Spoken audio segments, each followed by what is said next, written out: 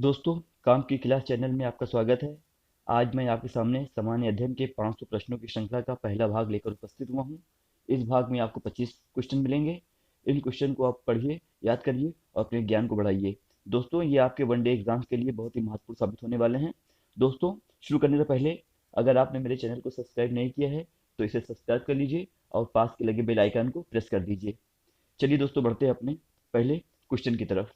और हमारा पहला क्वेश्चन है, पहली बार राज्यसभा की बैठक कब हुई थी? 1951, 1952, 1953 या फिर 1954 में? दोस्तों, आप अपने आंसर सोचिए। दोस्तों, इसका आंसर है 1952। राज्यसभा की जो पहली बैठक है वो 13 मई, जी हाँ दोस्तों, 13 मई 1952 को हुई थी। राज्यसभा की बैठक 13 मई 1952 को हुई थी। और दोस्तों, राज्यसभा का जो गठन है राज्यसभा का जो गठन है वो हुआ था 3 अप्रैल 1952 को। 3 अप्रैल को राज्यसभा का गठन हुआ और 13 मई 1952 को इसकी पहली बैठक हुई थी। दोस्तों, बढ़ते हैं अपने अगले सवाल की तरफ। हमारा अगला सवाल है,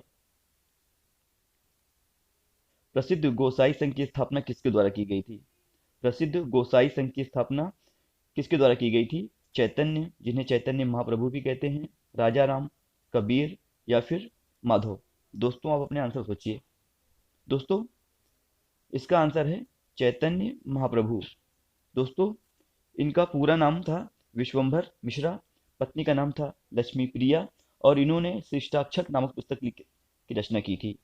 दोस्तों, इनका जो जन्म है वो 1486 ईस्वी को हुआ था। 1486 ईस्वी को इनका जन्म हुआ था और 1534 में इनकी मृत्यु हुई थी।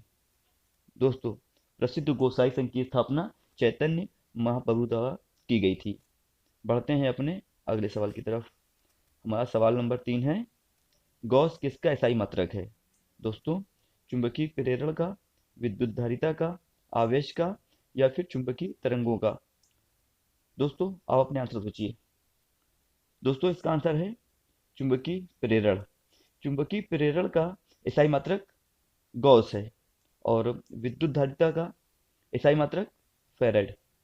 विद्युत धारिता का एसआई मात्रक फेरेड और आवेश का एसआई मात्रक कूलम्ब है। दोस्तों, कूलम्ब है, इसे आप नोट कर लीजिए। दोस्तों, बढ़ते हैं अपने अगले क्वेश्चन की तरफ, वो है नंबर 4। दोस्तों, पर्वतों की रानी किसे कहा जाता है? श्रीनगर को, मनाली को, शिमला को या फिर मसूरी को? श्रीनगर, मनाली, शिमला या फिर मसूरी? दोस्तों, आप अपने आंसर सोचिए। दोस्तों, इसका आंसर है मसूरी। मसूरी को पर्वतों की रानी कहा जाता है जो उत्तराखंड में स्थित है। दोस्तों, बढ़ते हैं अगले सवाल की तरफ, वो है नंबर 5। गोविंद वल्लभ पंत कृषि तथा प्रौद्योगिकी विश्वविद्यालय की स्थापना 1960 ईस्वी में हुई। ये उत्तर प्रदेश के किस जिले में है? दोस्तों, जिस वक्त इसकी स्थापना हुई ये उत्तर प्रदेश में था, अब ये है उत्तरांचल में, इसलिए आप इसे याद रखिएगा। इस टाइम ये उत्तरांचल में है। दोस्तों, कहाँ पे हुई थी इसकी स्थापना? पंतनगर में, फैजाबाद में, कानपुर में, इलाहाबाद में? किस में आप हुई थी? आप अपने आंसर सोचिए। दोस्तों, इसकी स्थापना हुई थी पंतनगर में। दोस्तों, गोविंद वल्लभ पंत कृषि एवं प्रौद्योगिकी विश्वविद्यालय भारत का पहला कृषि विश्वविद्यालय है, इसे आप याद रखिएगा। इसका उद्घाटन जवाहरलाल नेहरू द्वारा 17 नवंबर, इसकी जो स्थापना है जवाहरलाल नेहरू द्वारा 1960 को उत्तर प्रदेश कृषि विश्वविद्यालय के नाम से किया गया था।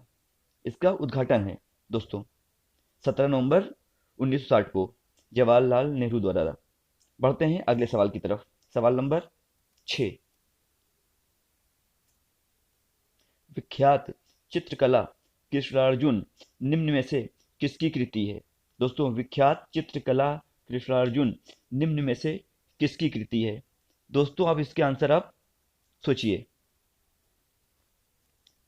नंदलाल बोस, हरिहर, महेंद्र नाथ हलदार, सत्येंद्र नाथ टैगोर?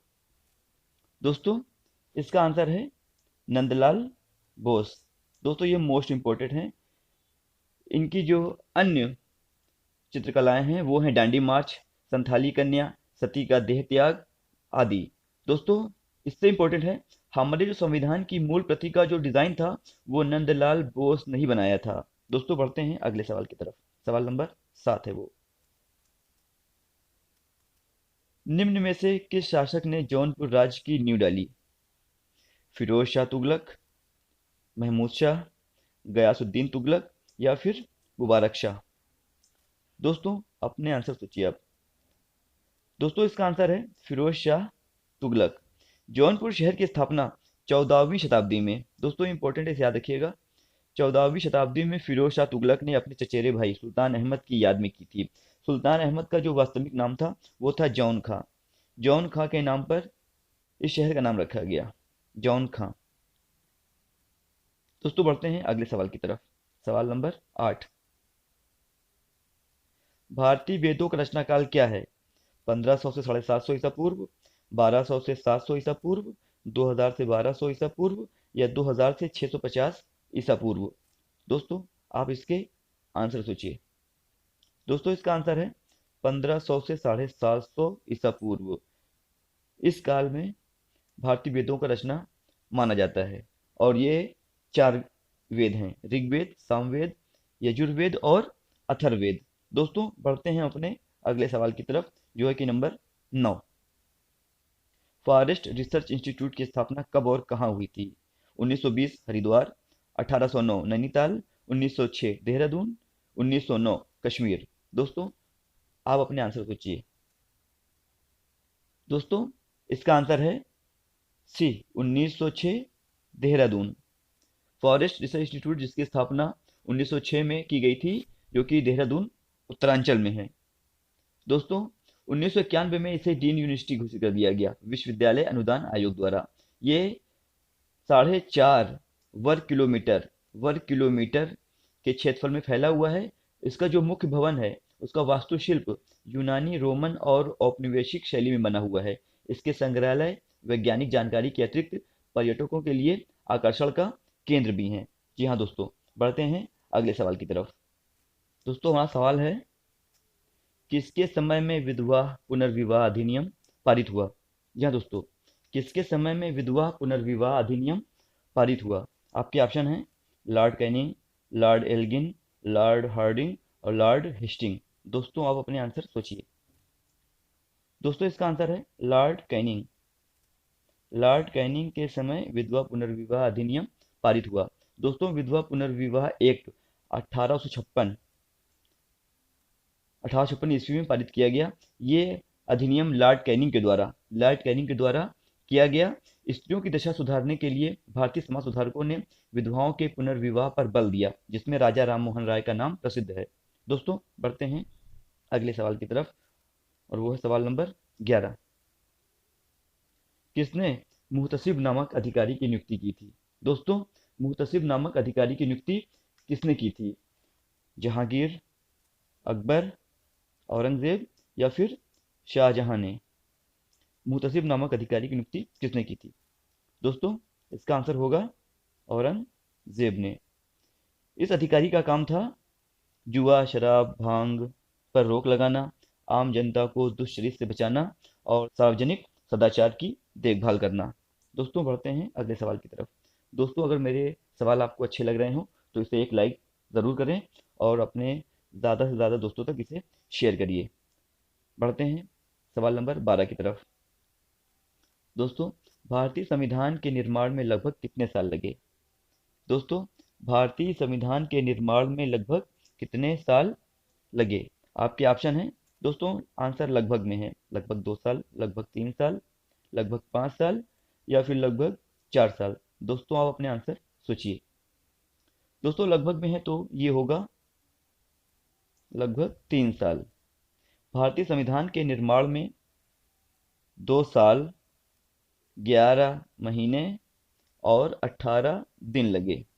ये आप याद रखिएगा, आपको याद होगा लेकिन कभी कभी ध्यान से उतर जाता है। 2 साल, 11 महीने, 18 दिन में ये बनकर तैयार हुआ और वो डेट थी 26 नवंबर। 26 नवंबर को ये कंप्लीट हुआ। 26 नवंबर 1949 को समर्पित कर दिया गया। दोस्तों 26 नवंबर को याद रखिएगा, 26 नवंबर को ये 26 नवंबर को ये संविधान दिवस के रूप में मनाया जाता है। आपके यहाँ पे एक सवाल के साथ साथ दो सवाल बन गए। 26 नवंबर को संविधान दिवस के रूप में मनाया जाता है, इसे आप याद रखिएगा। बढ़ते हैं सवाल नंबर 13 की तरफ। सवाल नंबर 13 है, जिम कॉर्बेट नेशनल पार्क की स्थापना किस सन में हुआ था? 1935, 1936, 1730 या फिर 1936 में? दोस्तों 1935, 1836, 1730 या फिर 1936 को? दोस्तों इसका आंसर होगा 1936। जिम कॉर्बेट पार्क भारत का सबसे पुराना राष्ट्रीय पार्क है और 1936 में लुप्तप्राय बंगाल बाघ की रक्षा के लिए इसे बनाया गया था। दोस्तों इसका शुरुआत में नाम था हैली नेशनल पार्क। इसे भी आप याद कर लीजिए, हो सकता है ये भी पूछ लिया जाए कि जिम कॉर्बेट का पुराना नाम क्या है, तो आप बताइएगा Hailey national park. National park. दोस्तों उत्तरांचल में और भी नेशनल पार्क हैं, जिसमें Rajaji national park, Nanda Devi national park, Gangotri national park, valley of flowers, ये आप याद रखिएगा। जिम कॉर्बेट नेशनल पार्क की स्थापना 1936 में हुई। बढ़ते हैं सवाल नंबर 14 की तरफ, और हमारा सवाल नंबर 14 है, आगम किस धर्म का साहित्य है? दोस्तों जैन धर्म का, बौद्ध धर्म का, हिंदू धर्म का या फिर पारसी धर्म का? दोस्तों आप अपने आंसर सोचिए। दोस्तों इसका आंसर है, आगम जो साहित्य है वो है जैन धर्म का। आगम जैन धर्म का साहित्य है। और दोस्तों बौद्ध धर्म से संबंधित जो साहित्य है वो त्रिपिटक है, और इसके दो भाग हैं, त्रिपिटक और अनुपिटक। दोस्तों जो मैं अलग से बता रहा हूँ इसे आप अपनी कॉपी में नोट डाउन करते रहिए, आपके लिए मोस्ट इंपॉर्टेंट है। एक सवाल में दो तीन सवाल आपके बन सकते हैं, तो इसे आप नोट डाउन करते रहिए और याद करते रहिए। बढ़ते हैं अपने अगले सवाल की तरफ, और वो सवाल है सवाल नंबर 15। दोस्तों इनमें से चीनी मिट्टी के बर्तनों के लिए कौन सा शहर प्रसिद्ध है? बनारस, मिर्ज़ापुर, इलाहाबाद या फिर खुर्जा? दोस्तों आंसर सोचिए आप। दोस्तों इसका आंसर है खुर्जा। चीनी मिट्टी के बर्तनों के लिए खुर्जा प्रसिद्ध है, जो पश्चिमी उत्तर प्रदेश में स्थित है। खुर्जा में बिजली के फ्यूज, सर्किट, इंसुलेटर, हवाई जहाज, टरबाइन, रॉकेट आदि में प्रयोग होने वाले कलपुर्जे बनाए जाते हैं। खुर्जा के सिरेमिक उद्योग की नींव, जी हाँ दोस्तों, खुर्जा के सिरेमिक उद्योग की नींव 14वीं शताब्दी में। दोस्तों आप अंदाजा लगाइए कितना पुराना शहर है ये, कितना पुराना शहर है और कितना पुराना यह उद्योग है। 14वीं शताब्दी में तैमूर लंग ने की थी। ये भी इंपॉर्टेंट है, इसे आप याद रखिएगा, शायद आपको पता ना रहा हो।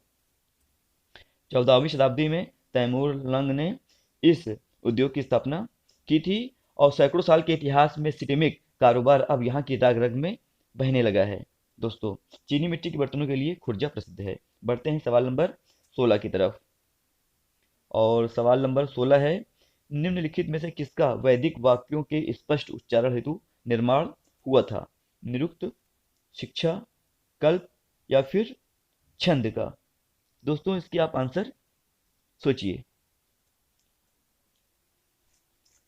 दोस्तों इसका आंसर है, वैदिक वाक्यों के स्पष्ट उच्चारण हेतु निर्माण हुआ था शिक्षा का। दोस्तों आप मेरे वीडियो को शेयर करते रहिए। दोस्तों बढ़ते हैं अगले सवाल की तरफ। सवाल नंबर 17, रोपड़ किस नदी के किनारे स्थित है? दोस्तों सवाल को ढूंढने में और इसकी डिटेल के लिए मुझे बहुत मेहनत करनी पड़ी है, इसका आप ख्याल रखिएगा। सब्सक्राइब, लाइक और शेयर जरूर करते रहिए। रोपड़ किस नदी के किनारे स्थित है? घग्गर, रावी, सतलज या फिर दाश्क? दोस्तों रोपड़ किस नदी के किनारे स्थित है? दोस्तों इसका आंसर है, रोपड़ सतलज नदी के किनारे स्थित है। रोपड़ जिसका अब नया नाम क्या है? रूपनगर। दोस्तों याद रखिएगा, रोपड़ जिसका अब नया नाम है रूपनगर, और ये पंजाब राज्य में स्थित है। ये सतलज नदी के किनारे दक्षिण की तरफ स्थित है, और नदी के दूसरी ओर शिवालिक के पहाड़ हैं। यहाँ दोस्तों बढ़ते हैं सवाल नंबर 18 की तरफ। उत्तराखंड का क्षेत्रफल कितना है? दोस्तों यहाँ पर मैं वर्ग किलोमीटर लिखना भूल गया हूँ, इसे आप नोट डाउन कर लीजिएगा। 58,458, 53,483 वर्ग किलोमीटर, और 54,458 वर्ग किलोमीटर, और 55,548 वर्ग किलोमीटर। उत्तराखंड का क्षेत्रफल कितना है? आप अपने आंसर सोचिए।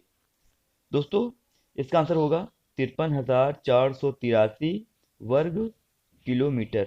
जी हाँ दोस्तों, उत्तराखंड का क्षेत्रफल 53,483 वर्ग किलोमीटर है। और दोस्तों, इसकी स्थापना हुई थी, याद रखिएगा, 9 नवंबर 2000 को। ये भी मोस्ट इम्पोर्टेंट है। उत्तराखंड की जो स्थापना हुई थी या निर्माण हुआ था, वो हुआ था 9 नवंबर और सन 2000 को। इसमें कुल जनपदों की संख्या 13 है। इसकी जो आधिकारिक भाषा है, हिंदी और संस्कृत है। और लिंगानुपात लिंगानुपात 1000 पुरुषों पर 963 महिलाएं हैं। दोस्तों, बढ़ते हैं सवाल नंबर 19 की तरफ। दोस्तों, उत्तर प्रदेश में स्कूल ऑफ पेपर टेक्नोलॉजी किस शहर में स्थित है? इलाहाबाद, फैजाबाद, सहारनपुर या फिर कानपुर? दोस्तों, इसकी आप अपने आंसर सोचिए। दोस्तों, इसका आंसर है सहारनपुर। यहाँ दोस्तों, उत्तर प्रदेश में school of paper technology Saharanpur में स्थित है, और जिसकी स्थापना 1964 में हुई थी। किसकी? स्कूल ऑफ पेपर टेक्नोलॉजी की स्थापना 1964 में।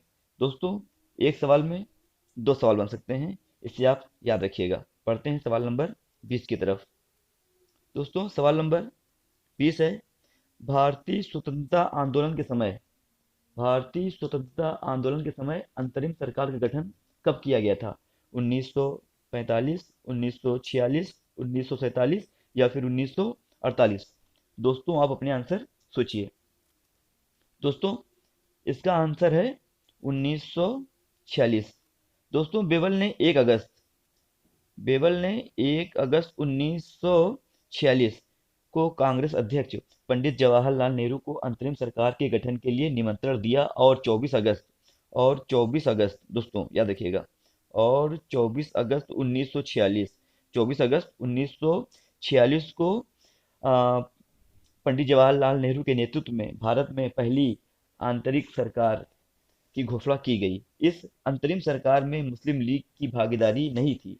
सरकार के सदस्य थे नेहरू, वल्लभ भाई पटेल, राजेंद्र प्रसाद, आसफ अली, सी राजगोपालचारी और डॉक्टर CH भाभा। जी हाँ दोस्तों, बढ़ते हैं सवाल नंबर 21 की तरफ। सवाल नंबर 21 है, राज्य की कार्यपालिका शक्ति का प्रधान कौन होता है? दोस्तों, ये भी मोस्ट इंपॉर्टेंट है। अक्सर याद करने के बाद भी इसे भूल जाते हैं, इसलिए आप इसे बार बार पढ़ते रहिए और इसे रिवाइज करते रहिए। राज्य की कार्यपालिका शक्ति का प्रधान कौन होता है? राज्यपाल, मुख्यमंत्री, न्यायाधीश या फिर राष्ट्रपति? दोस्तों, आप अपने आंसर सोचिए। दोस्तों, इसका आंसर है राज्यपाल। राज्यपाल राज्य सरकार का कार्यकारी प्रमुख होता है। राज्य के सभी कार्यकारी अधिकारी उसके पास होते हैं, या कार्यकारी अधिकार उसके पास होते हैं, जिनका उपयोग वो प्रत्यक्ष अथवा अधीनस्थ अधिकारियों के द्वारा कर सकता है। जी हाँ दोस्तों, राज्य की कार्यपालिका शक्ति का प्रधान कौन होता है? और वो होता है आपका राज्यपाल। बढ़ते हैं सवाल नंबर 22 की तरफ। दोस्तों, सवाल नंबर 22 है, अनुच्छेद 24 किसका निषेध करता है? इसकी भी मैं वीडियो बनाऊंगा अलग से, फिलहाल अभी आप इसे याद रखिए। अनुच्छेद 24 किसका निषेध करता है? मनमानी गिरफ्तारी का, धार्मिक शिक्षा का, बलात् श्रम का या फिर बेगार का? दोस्तों, आप अपने आंसर सोचिए। दोस्तों, इसका आंसर है अनुच्छेद 24 निषेध करता है बलात् श्रम का।